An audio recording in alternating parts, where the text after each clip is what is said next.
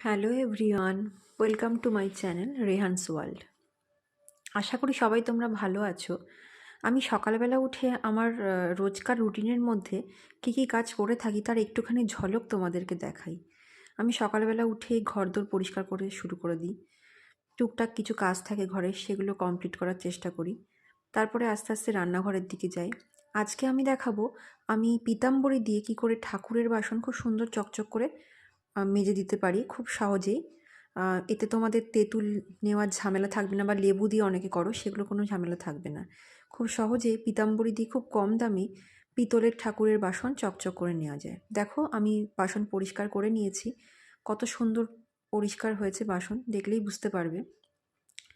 খুব সহজে ঝামেলা ছাড়াই খুব কম দামে বাজার থেকে পিতাম্বরী কিনে খুব সহজে সুন্দর করে পরিষ্কার করে নেওয়া যায়। শুকনো করে পরিষ্কার করলে খুব ভালো হয়।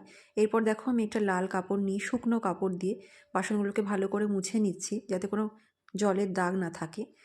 এটা যত শুকনো করে মুছে যাবে তত ভালো, যাতে পরিষ্কার পরিচ্ছন্ন থাকে। আর কালো ভাবগুলো এই পিতাম্বরী দিলে খুব সুন্দরভাবেই উঠে যায়। এটা তোমরা হাতেও ঘষে নিতে পারো অথবা স্কচ ব্রাইটের মাধ্যমে করতে পারো। আমি দুরকমভাবেই করে থাকি, কখনো হাত দিয়েও করি, কখনো স্কচ ব্রাইটেও করে থাকি। আমি এরপরে খুব ভালো করে পিতাম্বরী দিয়ে বাসন মাজার একটা ভিডিও শেয়ার করব। এই দেখো, এটা হচ্ছে আমার ঠাকুর ঘর। এখানে সমস্ত রকম ঠাকুর আমি রেখেছি।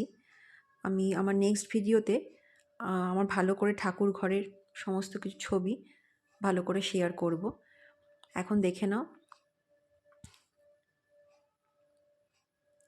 নেক্সট ব্লগ খুব তাড়াতাড়ি আসছে।